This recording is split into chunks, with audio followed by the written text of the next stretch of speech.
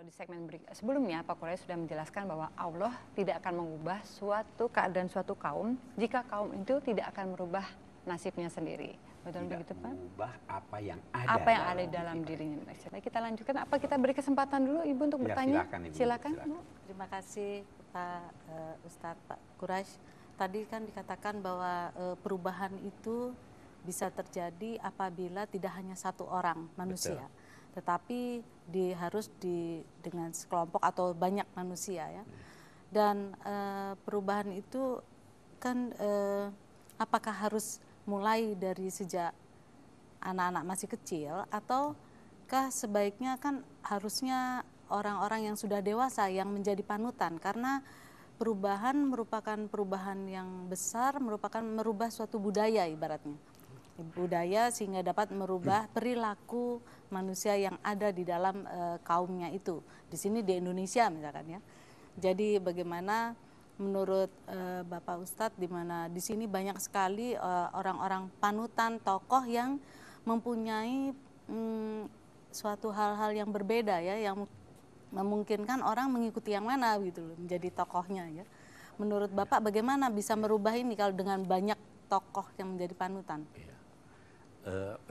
Betul Bu, jadi memang kalau buat anak-anak itu membiasakan dia, pembiasaan anak-anak dan keteladanan orang lain yang baik. Sebenarnya keteladanan itu punya pengaruh yang sangat besar. Satu contoh, orang yang dikagumi atau yang berada dalam satu posisi yang dilihat banyak orang, itu sering diteladani. Jangan jauh-jauh Bu, artis-artis ini kan banyak yang teladani. Mode-mode pakaian, kan dia kagum. Nah, karena itu, ya pemimpin harus dapat memberikan teladan yang baik. Supaya bisa dicontoh yang lain.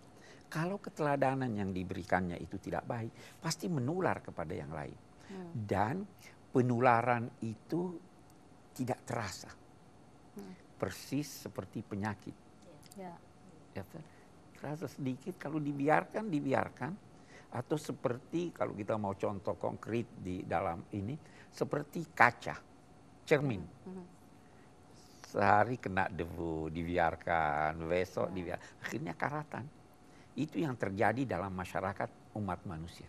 Pertamanya sedikit, itu sebabnya kita dalam salah satu ayat pernah menjelaskan di sini bahwa sifat kikir itu pada akhirnya mengantar kepada kedurhakaan.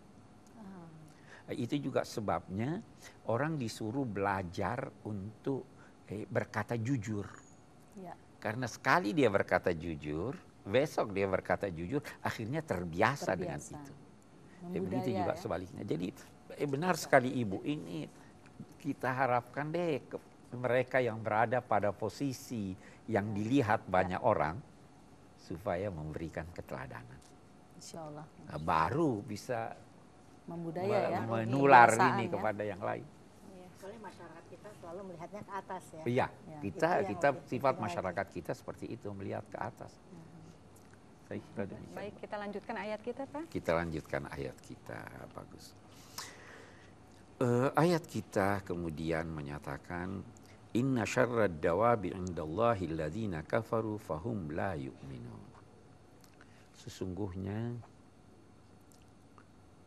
binatang melata yang seburuk-buruknya di sisi Allah adalah orang-orang yang menutupi kebenaran, orang-orang yang durhaka dan tidak beriman. Saya mau garis bawahi sini. Kita itu kan binatang Bu ya, manusia binatang cerdas yang menyusui. Ya, jadi berakal. Banyak definisinya yang berakal, binatang yang tertawa. Ya, yang bisa melakukan humor. Yang bisa melakukan humor, banyak sekali. Pokoknya binatang kita. Ya. Binatang yang paling buruk apa? Bukan anjing, bukan semut, tetapi orang-orang yang diberi potensi positif oleh Tuhan, tetapi dia menutupinya. Kita diberi potensi untuk beriman, ditutupi. salah satu pihak, salah satu contoh dari orang-orang yang paling buruk ini, alladzina ahadta minhum tsumma yanquduna ahdahum fi kulli marrah wa hum la yattaqun. Adalah salah satu contohnya adalah orang-orang yang telah engkau wahai Nabi Muhammad atau siapapun telah mengikat perjanjian dengan mereka lalu